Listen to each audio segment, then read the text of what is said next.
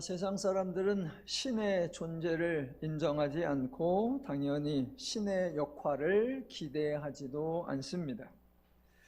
그렇다고 아예 신을 전적으로 무시하지도 못합니다. 왜냐하면 가끔 자신이 어찌할 수 없는 상황에 직면할 수 있기 때문입니다. 평상시에는 신 따위를 과감히 무시합니다. 어지간한 일들은 자신이 다 처리할 수 있기 때문이죠. 대부분의 사람들이 몸 건강하고 나름 공부도 했고 어느 정도 경제적 여유도 있고 계획했던 일들도 성취하고 특별히 남의 신세 질 일 없이 살아갑니다. 누군가에게 심하게 갈굼을 당하지도 않고 그래서 누군가에게 참으로 비굴한 모습을 보이지 않으면서도 일상을 살아갑니다.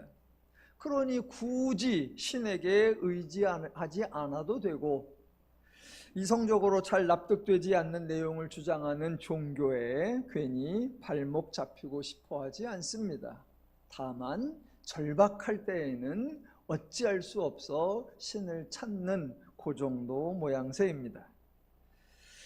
예전에 큰 교회에서 부목사로 사역을 여러 해 했었는데 부사역자로 있으면서 가장 많이 한 사역이 신방이었습니다. 신방, 대부분 새가족 신방, 병원 신방, 이사 신방, 개업 신방, 위로 신방 이런 거였어요. 새가족 신방, 말 그대로 교회에 새로 오신 분을 찾아가 인사하는 건데 벌써 25년, 거의 한 30년 전인데 그때에도 이미 교회에 처음 오시는 분, 기독교에 처음 발을 들여놓으시는 분, 그런 분들이 아니라 작은 교회에서 큰 교회로 오시는 분, 이전의 교회에서 문제가 있어서 새로운 교회로 오시는 분, 그런 분들에 대한 신방이 주를 이뤘습니다.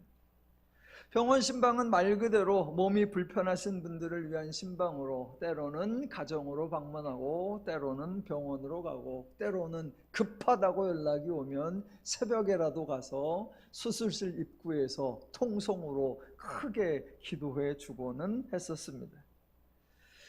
큰 교회니까 성도도 많습니다. 그러다 보니까 이사도 많고 그래서 이사 예배, 개업 예배도 참 많이 했습니다. 위로 신방, 말 그대로 다양한 일들로 고민하는 분들을 찾아가서 그분들의 이야기를 들어주는 신방이었습니다. 남편의 일, 아내의 일, 자녀의 일, 사업의 일, 건강의 일, 금전적인 일 등 여하튼 불편한 일들로 인해 힘들어하시는 분들 찾아가 위로하는 신방이었습니다. 참으로 중요한 사역이었다라고 생각합니다. 그런데 그 사역을 1년, 2년, 3년을 하니까 그냥 저 혼자 드는 생각이 있었어요. 지금 이 사역이 밑빠진 독에 물 붓기 아닌가, 이런 생각. 그냥 저 혼자 생각에 이런 사역을 별명을 붙이면 뭐라고 붙일까, 저 혼자 생각하기에 이거는 반창고 사역이다, 이런 생각이 들었어요. 그래서 고민을 제가 두 가지를 했습니다. 첫 번째, 저 스스로의 앞으로의 목회 사역을 거의 준비하지 않더라고요. 왜냐하면 뻔하니까.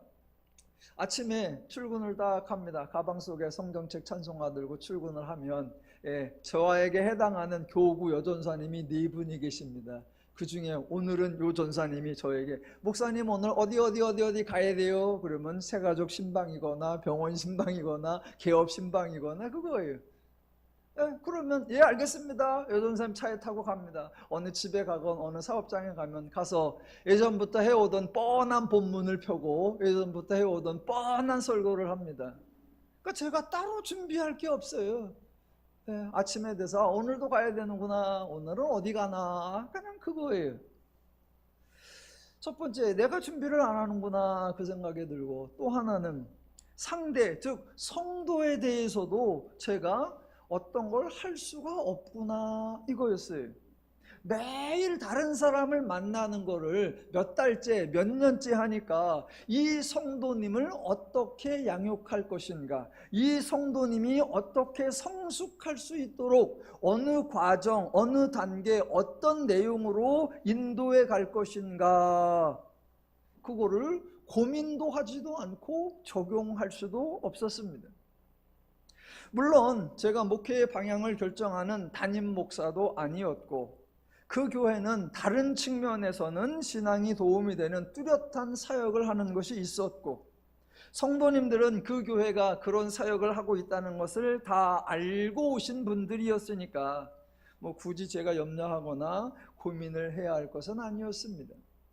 대신 내가 만약 개척을 하면 우리 성도님들을 어떻게 돌보아야 하나, 내가 만약 담임 목사가 되면 우리 성도님들의 신앙을 어떻게 성숙시켜야 하나, 기본적인 기초 체력은 전혀 건드리지 않고 그저 얽히고 긁혔을 때 반창고만 붙이는 이런 사역 패턴은 아니지 않은가, 그런 고민을 했었습니다. 신에 대한 인간의 자세는 예나 지금이나 다르지 않습니다. 구약의 이스라엘은 평안할 때에는 과감하게 하나님을 버리고 떠났습니다. 그러다가 절박해지면, 그것도 웬만큼 절박할 때는 하나님을 찾지 않고 우상을 찾았었습니다. 그러다가 자기가 더 이상 할 수 없고 우상도 더 이상 도움이 되지 못하고 상황은 더 악화되어 어렵고 힘들 때가 되면 체면이고 염치고 따질 것이 없이 하나님에게 도움을 요청했습니다. 복음서에서도 마찬가지입니다. 예수님께 나온 사람 중에 평탄한 사람, 먹고 살만한 사람은 거의 없었습니다. 대부분이 환자이고, 대부분이 귀신 들린 자이고, 배고픈 자이고, 할 일 없는 자이었습니다. 간혹 살만한 사람, 배웠다는 사람, 힘 있는 사람이 예수님을 찾아오기도 했지요. 하지만 그들은 예수님의 도움을 받으려 한 것이 아니라 예수님을 시험하려는 의도가 있었을 뿐이고, 아주 드물게 이방인의 백부장이라는 사람이 예수님을 찾아온 적도 있는데, 그것도 자기 집 하인이 중한 병에 걸렸기 때문이었습니다. 물론 구약에서 하나님이나 복음서에서 예수님은 언제나 사람들을 받아주셨습니다. 왜 평상시에는 모른 척하다가 급할 때만 찾느냐라고 외면하지 않았고, 하나님이나 예수님을 이용해 먹으려고만 한다라고 투정하지도 않으셨습니다. 도움을 받으려면 일정한 대가를 지불하라라는 요구도 하지 않으셨습니다. 절박한 사람이 어떤 의도가 있든 어떤 목적이 있든 하나님을 찾아왔다는 것에 대하여 반가워하시며 일방적으로 그 사람에게 도움이 되는 사역을 전적인 은혜의 원리로 행하셨습니다. 예, 그래도 됩니다. 절박할 때에 하나님께 나와 기적 같은 은혜를 받는 거, 예, 아주 다행스러운 일입니다. 그런데 그게 매우 안타까운 겁니다. 왜냐하면 하나님의 은혜를, 하나님의 덕을 겨우 기껏해야 최소한으로만 받는 것이기 때문입니다. 사람들은 신을 마지막 카드로 사용하는 아주 어리석은 속성이 있습니다. 신을 왜 절박할 때에, 가장 위급할 때에 그렇게 마지막 카드로 씁니까? 하다 안 될 때, 기적이 필요할 때야 겨우 신의 도움을 청합니다. 왜요? 그동안은 왜 아껴두죠? 자꾸 쓰면 하나님이 달아 없어지나요? 하나님의 도움에도 사용 한도가 있습니까? 세월이 지나면 하나님도 지칩니까? 여러 번 쓰면 하나님의 능력이 줄어듭니까? 하나님을 왜 감춰두고, 하나님을 왜 묵혀두고, 하나님을 왜 보관만 하고, 하나님을 왜 보호하고 있느냐, 이 말이에요.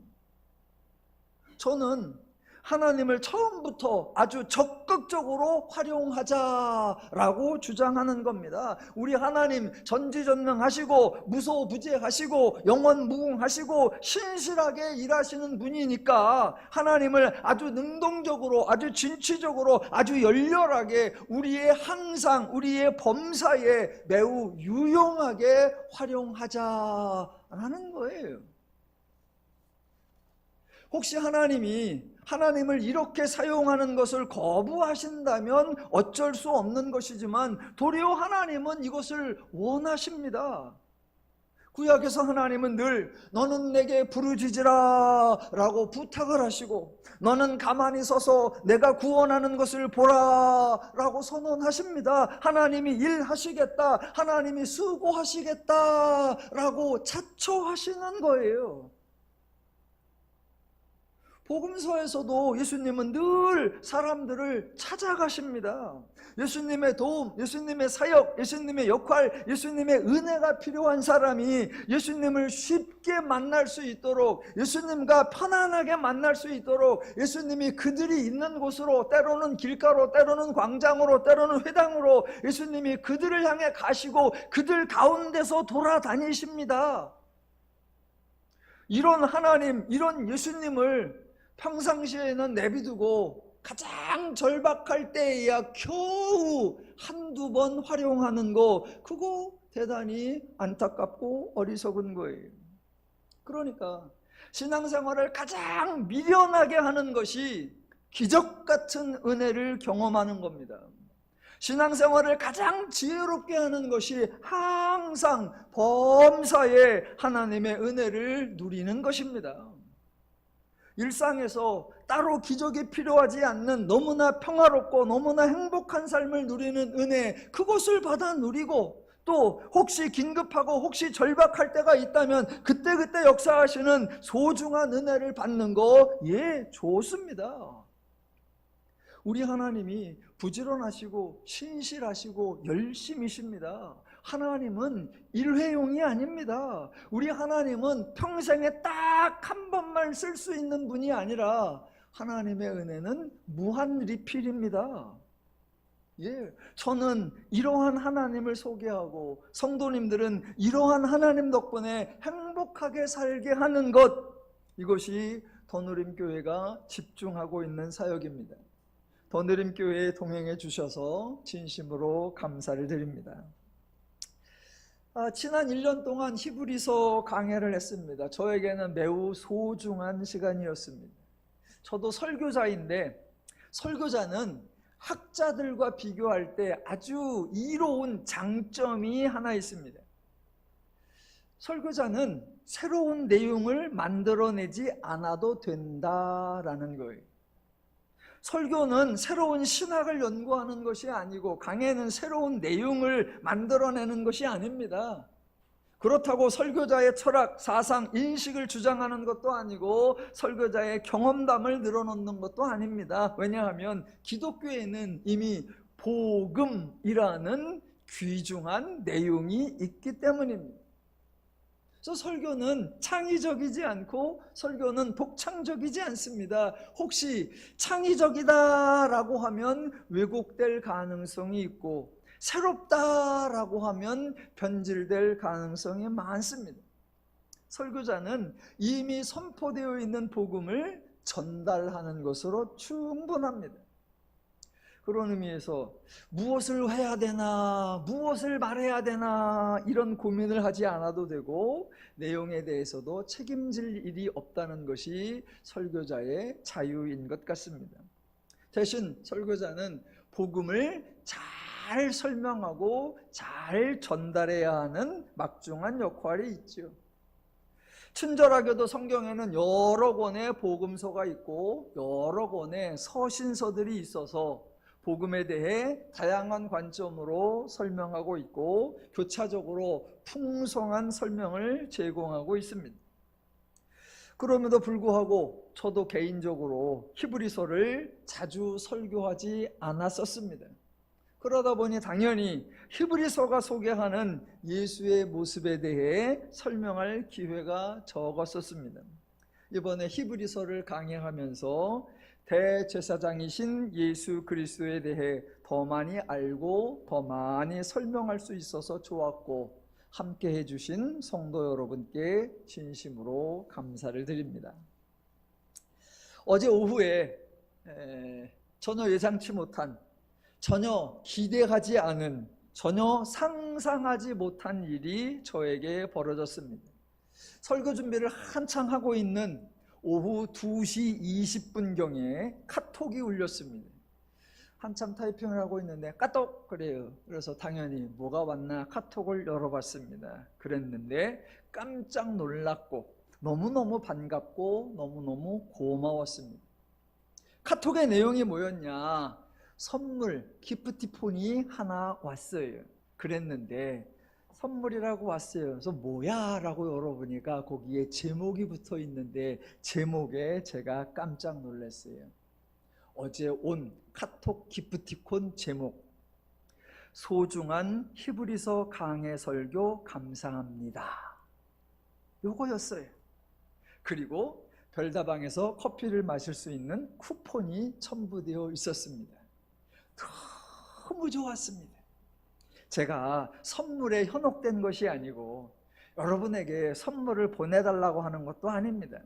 이미 지난주에 히브리서 설교 끝났을 때 저와 여러분이 함께 인사하면서 수고하셨습니다, 잘 들었습니다, 은혜 받았습니다, 감사합니다 했었습니다. 예, 모두 감사합니다.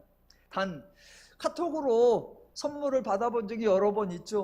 우리 성도님에도 그렇고 일반적으로도 그렇고 그랬는데, 그런 제목이 붙은 선물, 소중한 히브리서 강해 설교 감사합니다, 이런 선물이 올 것이라고는 전혀 예상을 하지 못했습니다.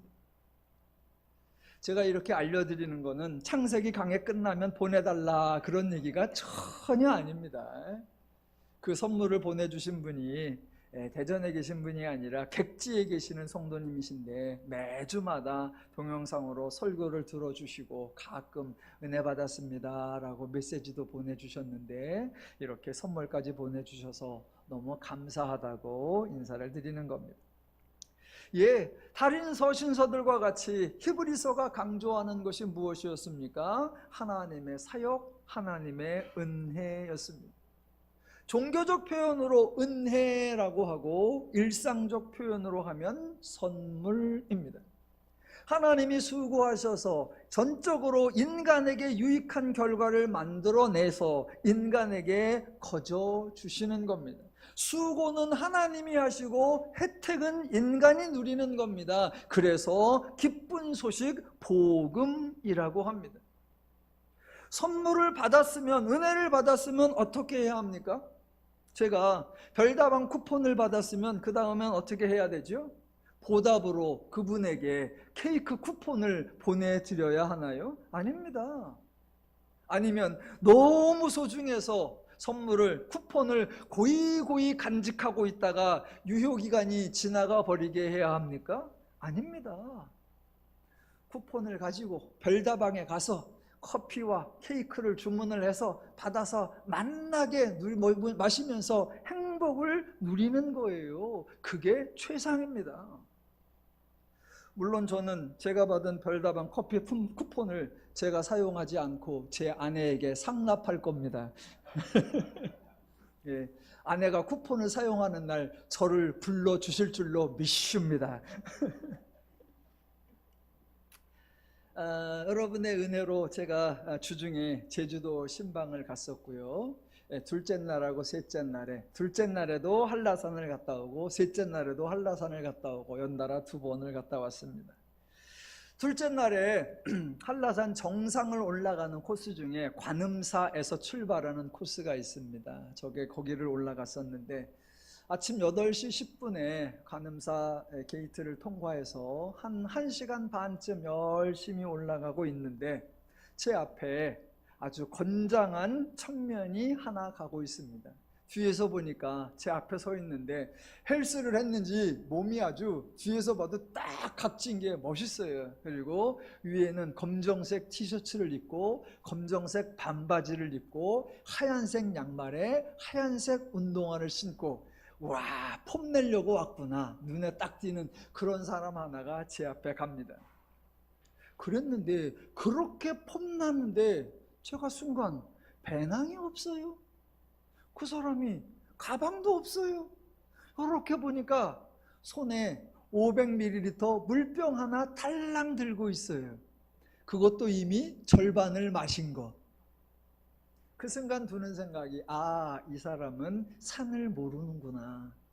이 사람은 제주도 왔다가 자기도 한번 한라산을 가봐야 되겠구나. 즉흥적으로 왔구나. 물론 뭐 전날쯤에 예약을 했겠지만 이 사람은 산을 모르는구나.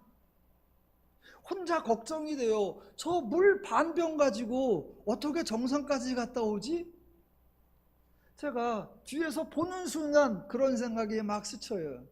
이렇게 가면서 그 친구 옆에쯤 갔을 때 벌써 물을 절반이나 마셨네요. 그러니까 저를 보면서 어색한 웃음을 줘요. 그러길래 더 올라가다가 정상에서 나를 만나면 나한테 물을 달라고 해요. 나는 물이 여유가 있어요. 그리고서 내가 올라갔어요. 30분쯤 더 올라가면 삼각봉 대피소라는 곳이 있습니다. 저는 이제 거기에 도착을 해서 꺼내서 이것저것 오이도 꺼내고 영양간식도 꺼내고 막 이제 꺼내놓고 물도 얼음물 갖다 벌컥벌컥 마시고 그러고 있는데 그 친구가 이제 쫄래쫄래 오더니 그 맞은편 그 의자에 앉습니다. 앉더니 멍하니 있어. 왜? 먹을 게 하나도 없어. 그래서 제가 아침에 김밥도 2줄 쌌고 간식도 많이 샀으니까 그래서 김밥 1줄하고 얼음물 1병하고 그냥 주면 들고 갈 수가 없으니까 가지고 있던 검은 봉다리 하나에 딱 넣어서 주면서 이거 가지고 가요. 산에서 배고프고 목마르면 사고 나요. 그리고 주니까 아유 감사합니다 그래. 그래 놓고는 못 먹지. 왜? 그거는 정상 가서 먹어야 되니까. 또 가만히 있어.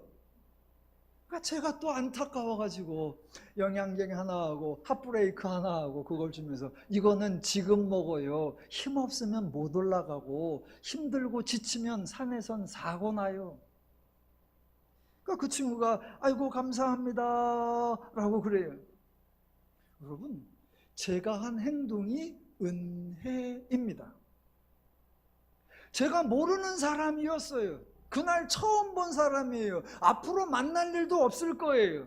또 그 사람이 저에게 무엇을 해준 것도 없어요. 다만 내가 보니까 그 사람은 산을 모르는 사람이고 나는 산을 아는 사람이고 그 사람은 그런 게 필요한 사람이고 나는 해줄 수 있는 사람이고 그래서 아는 사람이 할 수 있는 사람이 필요한 자에게 필요한 것을 공급해 주는 것 그것이 세상에서는 선물이고 기독교에서는 은혜라고 하는 것입니다.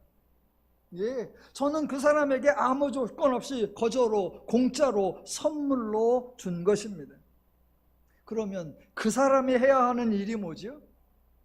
예, 그것을 먹고 마시고 힘을 내서 정상에 올라가서 백록담의 멋진 모습을 누리는 거예요. 저는 이제 여유롭게 사진도 찍고 막 이러고 있는데 그 친구가 제가 준 간식을 2개를 먹더니 이제 슬슬 다시 출발하면서 먼저 가겠습니다. 그래요. 그래서 예 가세요. 저는 좀 누리면서 갑니다. 그래서 조금 여유롭게 있다가 푹 쉬고 출발을 해서 갑니다. 가더니 한 20분쯤 가니까 저 앞에 그 친구가 서 있어요. 딱 그 친구를 보는 순간 아 일이 터졌구나. 그 옆에 가서 쥐났지? 쥐났지? 그랬더니 예 꼼짝도 못하겠습니다. 그래서 생각 잘해요. 올라갈 수 있을지 올라가는 게 다가 아니고 내려올 수도 있을지 체력관리 잘하고 생각 잘해서 필요하면 여기서 중단하고 내려가는 것도 지혜예요. 잘해요. 그리고 이제 저는 산에 올라갔습니다. 11시 한 40분쯤에 산 정상에 올라갔는데 약간의 구름이 껴가지고 백록담이 잘 안 보여. 오래하고 있으니까 바람이 불면 잠깐 보였다가 안 보이고 한라산 정상에서는 2시 반까지만 머물게 해요. 하산하는 시간이 있으니까 2시 반이 되면 사람들 보러 다 내려가라고 막 독촉을 합니다. 저는 11시 40분쯤에 도착을 했으니까 좀 여유롭게 아마 날이 갤 거다라고 해서 누워서 잠도 잤다가 여기도 돌아보고 저기도 돌아보고 사진도 찍고, 사진을 찍는데 예전에 제가 한 10년도 전에 독도라는 데를 갔어요. 울릉도 갔다가 독도를 들어갔는데 아무 준비 없이 그냥 독도에 가서 찰칵찰칵 사진 찍는데 제 옆에 있던 어떤 청년 하나가 가방에서 뭘 꺼내요. 태극기였어요. 독도에서 태극기를 들고 찍는데 너무 멋있는 거야. 막 애국심이 솟아. 요번에 제주도를 가는데 한라산을 가야지. 그래서 머릿속에 꼭대기에서 태극기를 들고 사진을 찍으리라. 그래서 미리 구입해서 하나 사들고 갔어요. 근데 이게 마치 태극기 부대 같고 꼰대 같아. 그래가지고 좀 망설여. 그래가지고 이제 기다렸다가 백록담 그 표지석에서 사진을 더 컷을 찍고 그러다가 그래도 용기를 내자. 그래가지고 가방에서 꺼내가지고 태극기를 쫙 피니까 줄 서서 있던 한 40-50명이 와! 그래. 막 미안한 마음에 급하게 사진을 이렇게 저렇게 막 찍었어요. 그리고 집에 와서 사진을 딱 보니까 태극기를 거꾸로 들었어요.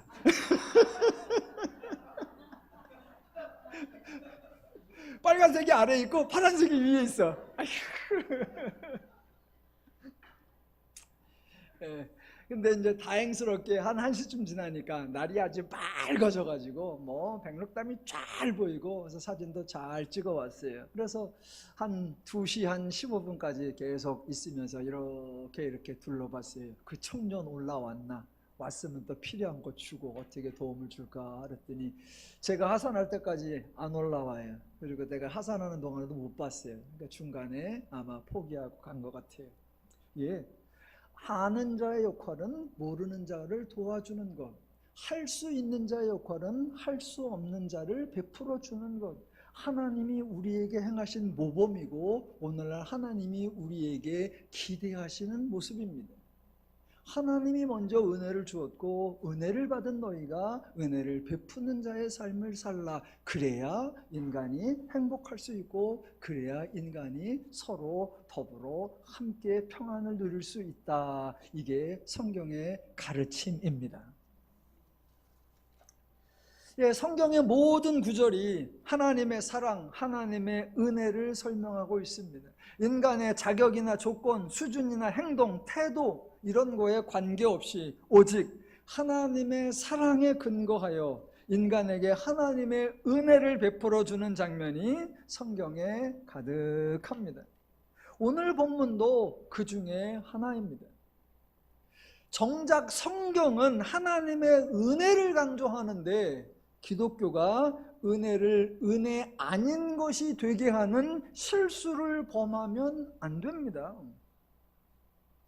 기독교는 인간의 수고, 인간의 특징, 인간의 장점, 인간의 헌신, 인간의 자격 등 특정한 인간을 소개하는 것이 전혀 아닙니다. 물론 성경에 특정한 인물이 등장을 합니다. 하나님이 그 사람을 불렀고 하나님이 그 사람을 통해 사역을 하셨습니다. 그래서 사람들이 하나님이 그 사람을 왜 택했어요? 라고 질문을 늘 합니다. 사실은 그런 질문이 나오면 안 돼요. 왜냐하면 성경은 그 사람을 소개하려는 것이 아니라 하나님을 소개하려고 하는 거니까 하나님에 대해서 물어야 돼요. 그런데 늘 하나님에 대해서는 묻지 않고 하나님이 그 사람을 왜 택했나, 그 사람이 선택받을 수 있었던 어떤 특징이 있나 늘 궁금해해요. 하도 물으니까 그래서 제가 대답을 합니다. 아, 하나님이 왜 그 사람을 택했냐고? 정답은 그냥.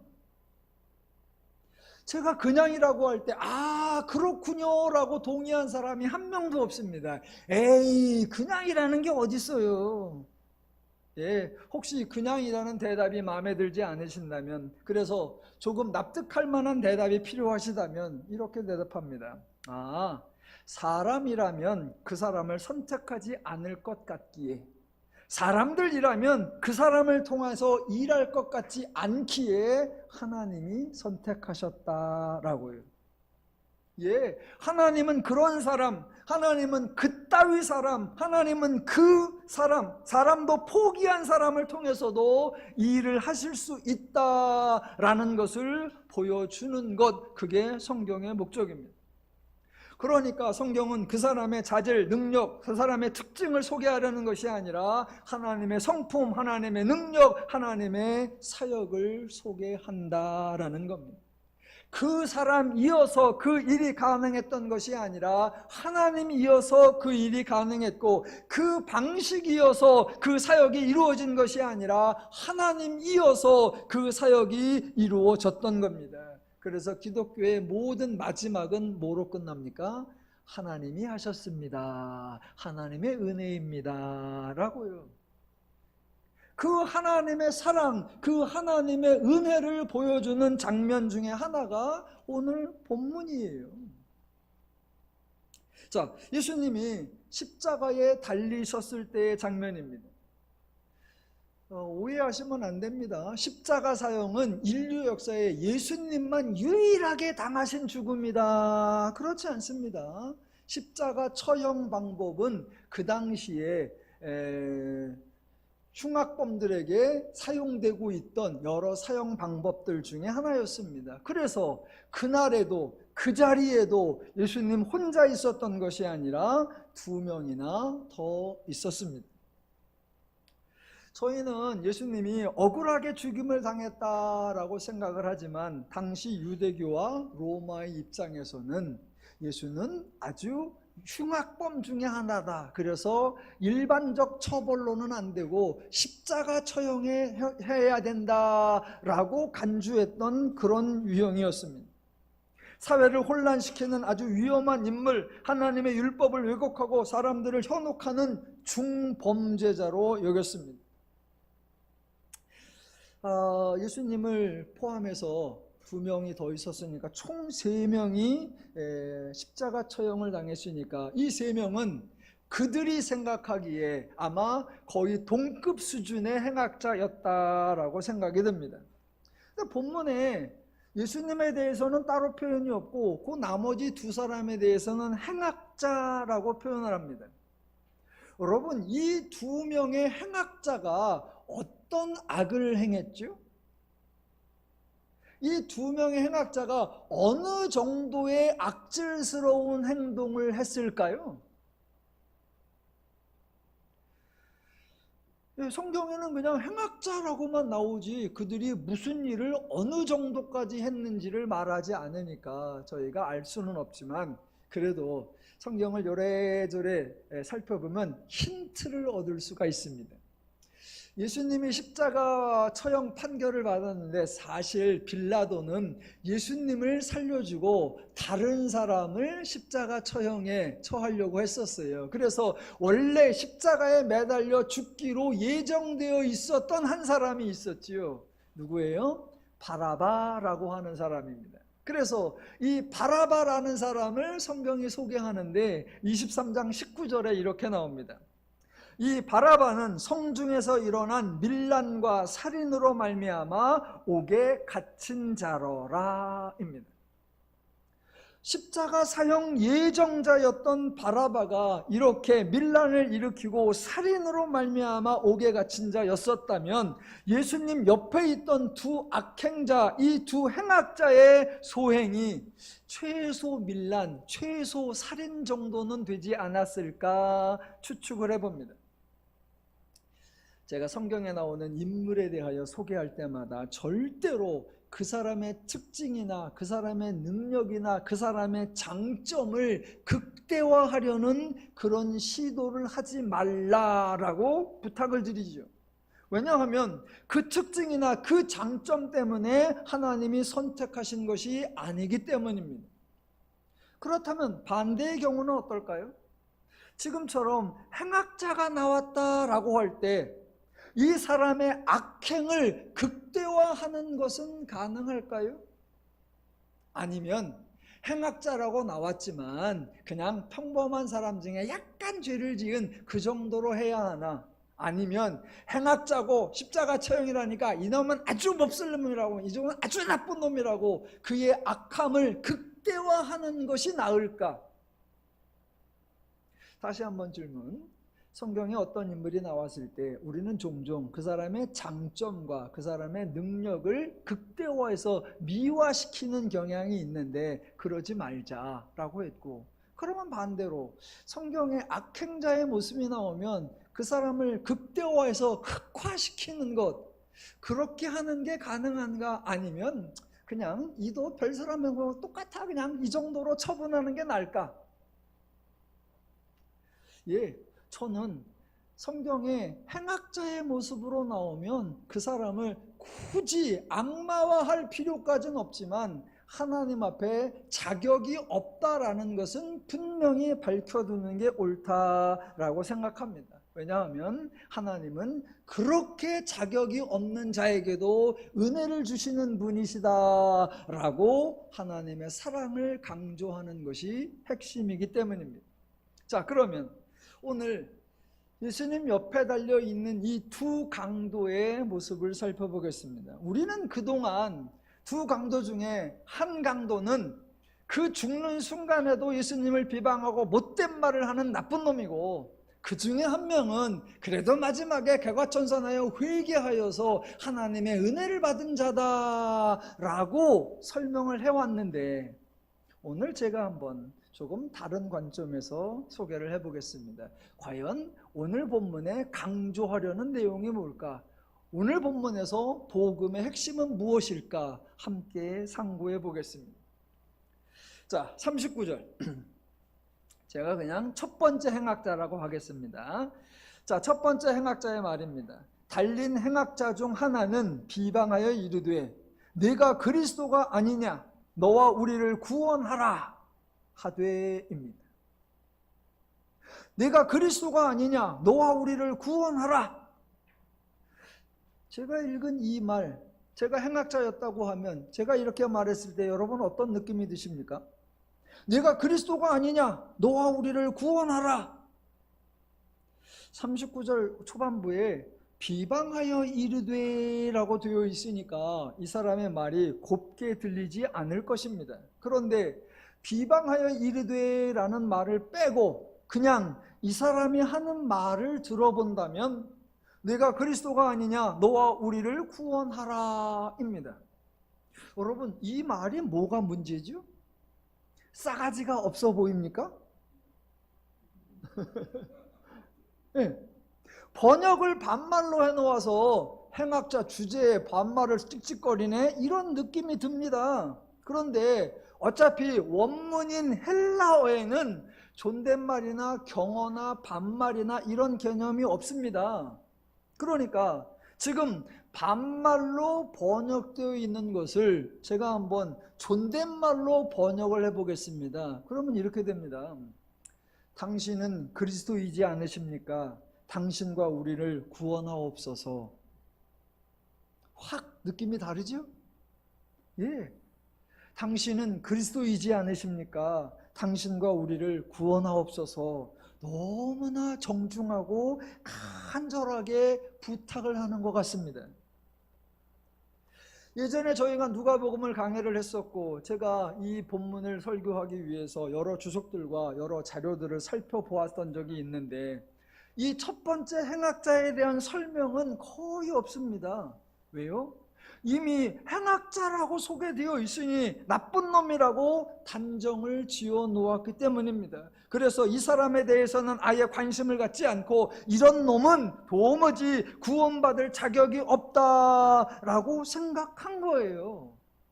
그런데 똑같은 내용을 어투만 바꾸어서 경어로 해놓으니까 당신은 그리스도이지 않으십니까? 당신과 우리를 구원하옵소서. 예, 여러분, 번역에 속으시면 안 됩니다. 당연히 여러 번역본들을 참조하셔야 하고요. 이 사람은 행악자래. 예, 선입견에 의하여 적절한 판단을 놓쳐서는 안 됩니다. 제가 지금 이 첫 번째 행악자를 미화시키려고 하는 게 아닙니다. 알고 보니까 이 사람이 그렇게 나쁜 사람은 아니더라고 라고 하려는 게 전혀 아닙니다. 자, 39절 앞에 비방하여 이르되 라는 표현 때문에 이 사람의 말은 무조건 나쁜 말이고 이런 나쁜 말을 하는 놈은 정말 나쁜 놈이다 라고 몰아가지는 말자라는 겁니다.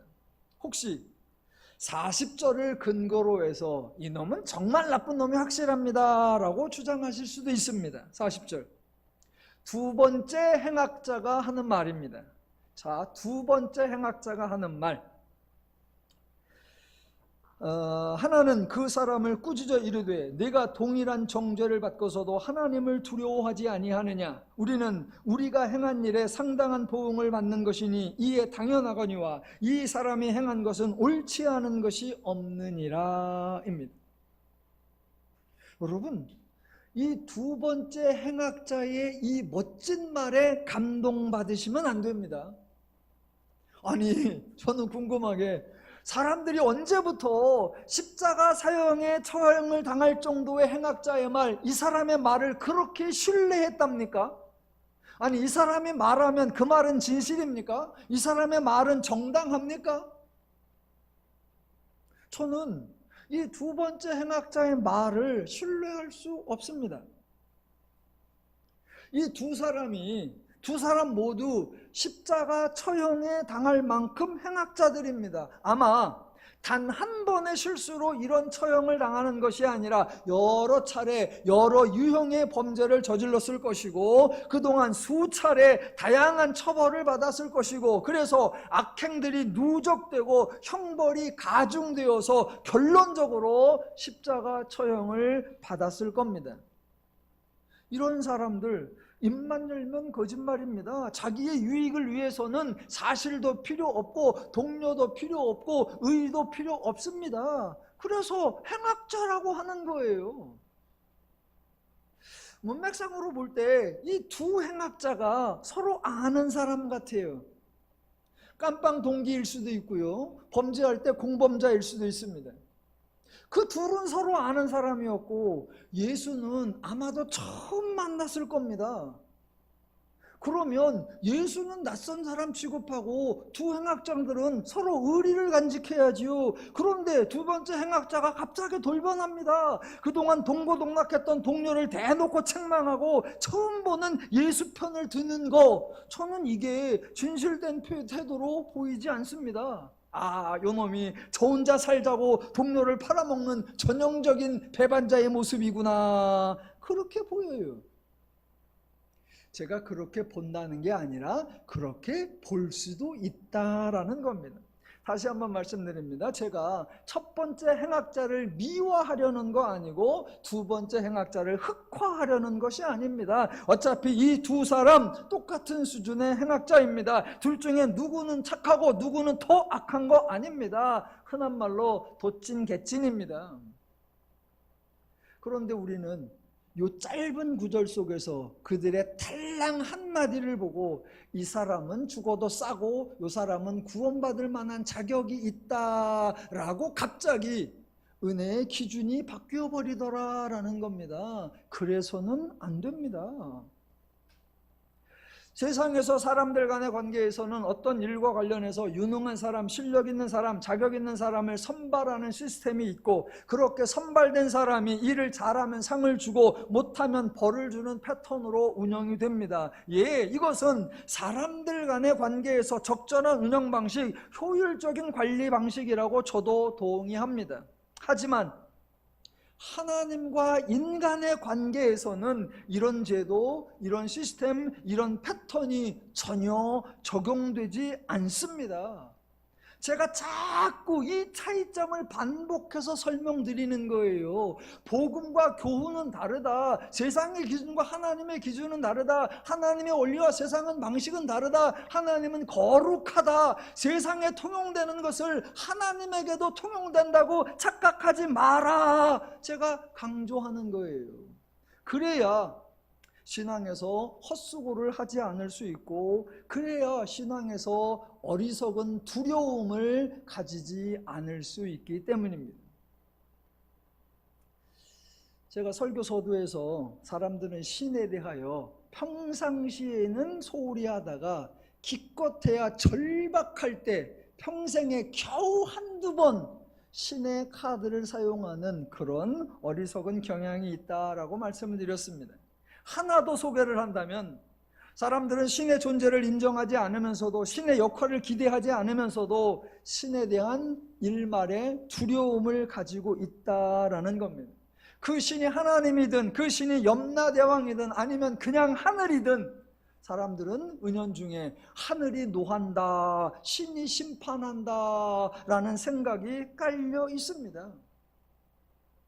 저는 신이라고 하면 인간이 신에 대하여 이렇게 생각해야 된다라고 생각합니다. 어떻게 하냐면, 자, 한 사람이 어떻게 살았든 사람들 보기에 악하게 살았고 사람들이 판단하기에 부정하게 살았을지라도 그 사람이 신에게 갔을 때에는 신이 그를 덮어주고 받아주고 이해해 주어서 혹시 사람들에게는 버림을 받았을지라도 신에게서는 위로를 받을 수 있고 그래서 신에 의해서만은 안식할 수 있다라고 생각해야 한다라는 겁니다.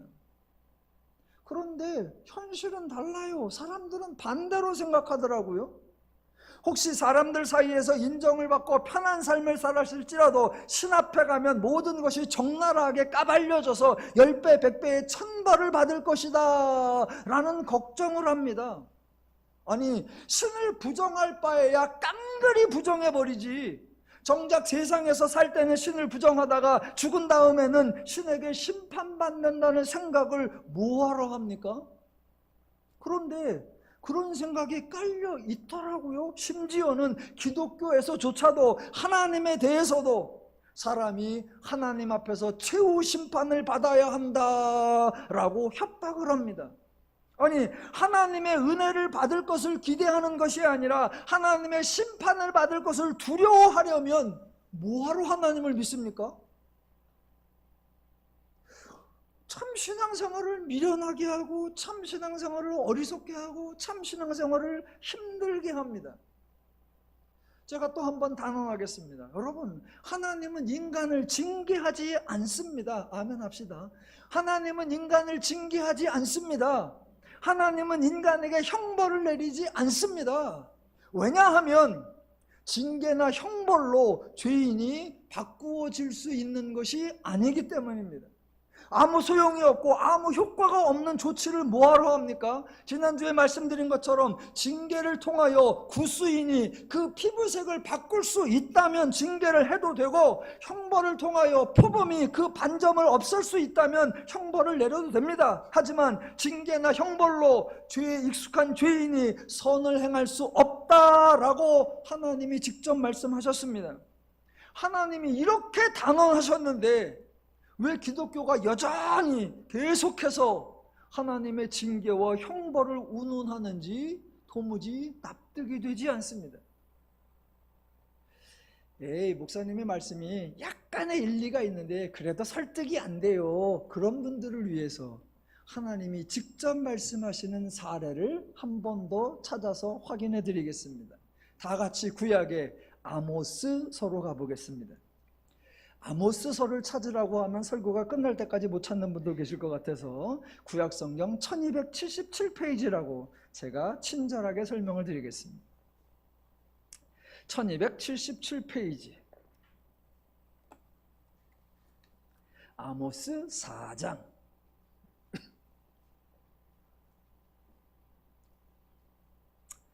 1277페이지 아모스서 4장 6절부터 보시겠습니다.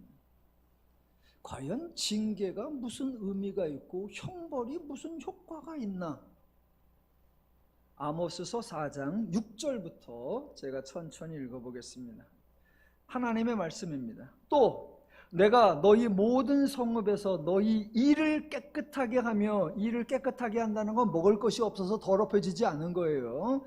자, 다시 한번. 또 내가 너희 모든 성읍에서 너희 이를 깨끗하게 하며 너희의 각 처소에서 양식이 떨어지게 하였으나 너희가 내게로 돌아오지 아니하였느니라. 여호와의 말씀이니라. 또 추수하기 3달 전에 내가 너희에게 비를 멈추게 하여 어떤 성읍에는 내리고 어떤 성읍에는 내리지 않게 하였더니 땅 한 부분은 비를 얻고 한 부분은 비를 얻지 못하여 말랐음에 두세 성읍 사람이 어떤 성읍으로 비틀거리며 물을 마시러 가서 만족하게 마시지 못하였으나 너희가 내게로 돌아오지 아니하였느니라. 여호와의 말씀이니라.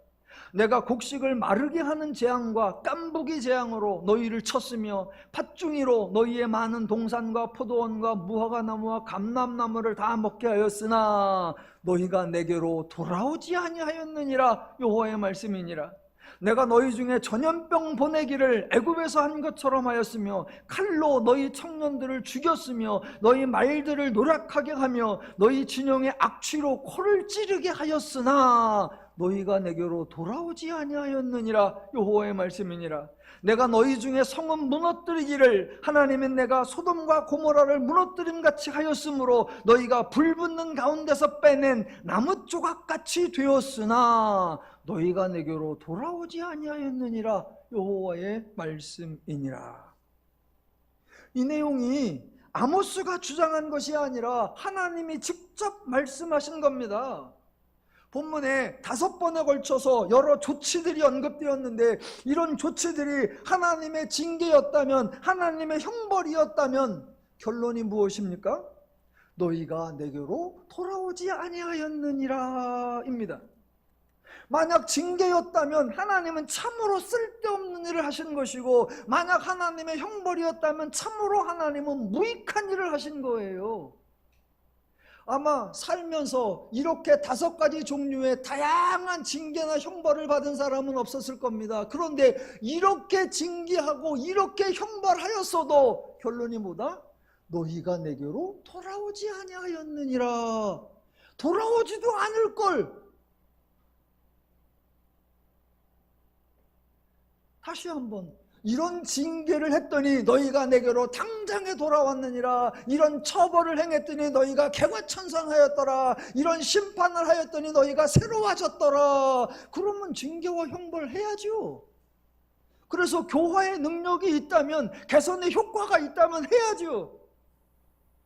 그런데 내가 이렇게 하였고 내가 이렇게 하였고 내가 저렇게 하였는데 너희가 내게로 돌아오지 아니하였느니라. 예. 만약 이게 징계였고 이게 하나님의 조치였다면 하나님은 참으로 쓸데없는 일을 하신 것에 불과합니다. 하지만 하나님은 실수하시는 분이 아니시고, 참으로 하나님은 시행착오 하시는 분이 아니시고, 참으로 하나님은 헛수고를 하시는 분이 아니십니다. 제발 기독교가 하나님이 징계하신다, 하나님이 심판하신다, 하나님이 형벌하신다, 어리석은 말을 그만했으면 좋겠습니다. 기독교 복음의 핵심은 오늘 두 행악자 중에 2번째 행악자가 한 말, 그의 태도, 그게 복음의 핵심이 아니에요.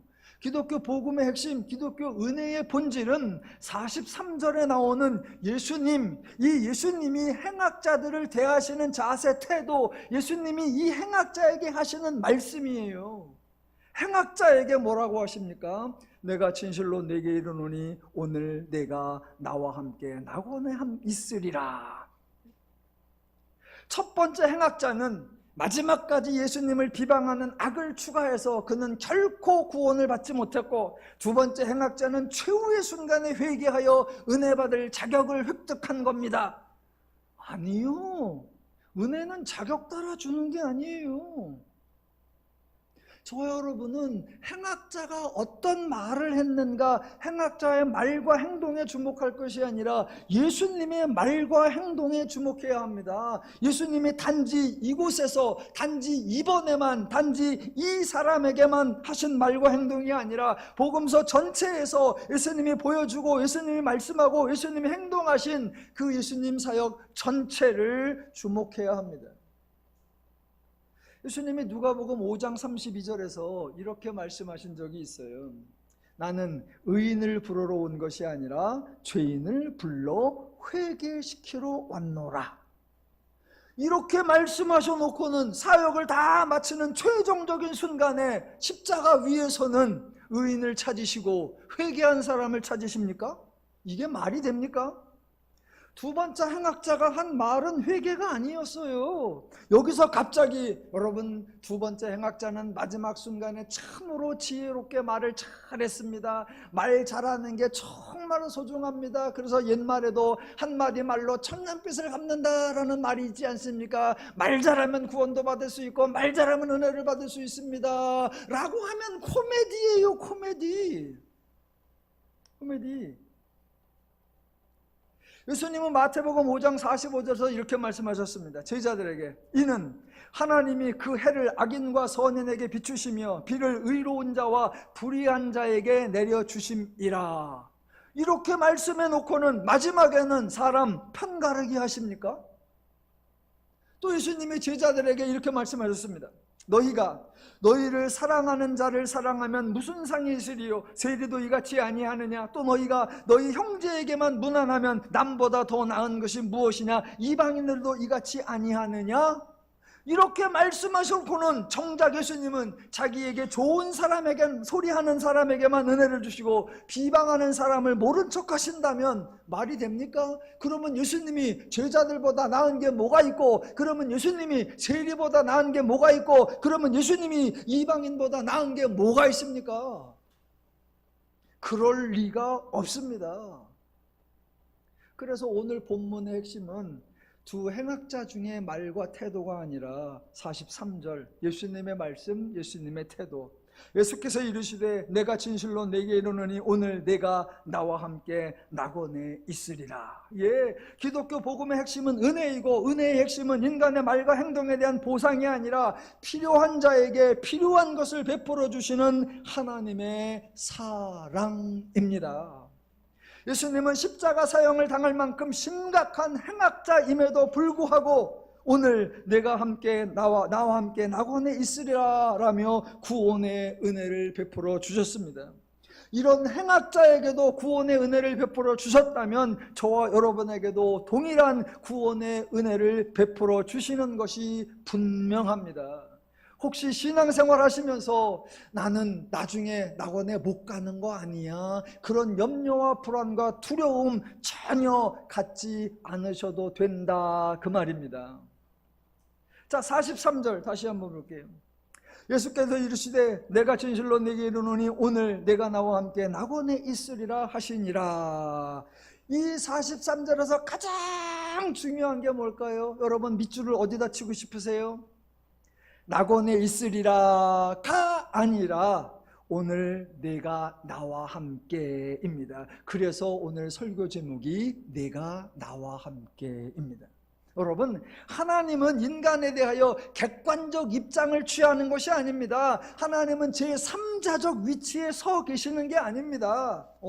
네가 상 받을 짓을 했구나, 그럼 상을 줄게. 인간에게 좋은 공간과 좋은 상황을 만들어 놓고 너는 낙원에 있어라 라고 말씀하는 게 아닙니다. 하나님이 함께 하지 않는다면 그 어떠한 공간이나 그 어떠한 상황도 낙원이 아니고 천국이 아닙니다. 하나님이 함께하지 않는 멋진 공간은 그냥 휴양지예요. 낙원의 핵심, 하나님 나라의 핵심, 천국의 핵심은 뭐예요? 하나님이 함께 하신다라는 사실입니다. 그런데 또 하나 중요한 게 뭐다? 오늘 내가 나와 함께입니다. 예, 오늘이요. 오늘은 의미 없고 나중에 의미 있는 게 아닙니다. 너는 나중에 낙원에 있으리라, 후일에 낙원에 있으리라, 언젠가는 낙원에 있으리라 아니요. 오늘 내가 나와 함께 낙원에 있으리라. 오늘은 어떻게든 살아갈 뿐이고 내일이 소중하고 나중에 가치 있는 것 아닙니다. 인간이 살아가는 하루하루, 삶을 살아가는 모든 순간, 즉 오늘이 너무나 소중하고 가치가 있는 거예요. 그래서 예수님은 오늘 내가 나와 함께 낙원에 있으리라 라고 선포하시는 겁니다. 하나님이 베푸시는 최고의 선물은 하나님이 오늘 우리와 함께 하신다라는 사실입니다. 하나님과 함께하는 곳이 낙원이고 하나님과 동행하는 삶이 하나님 나라입니다.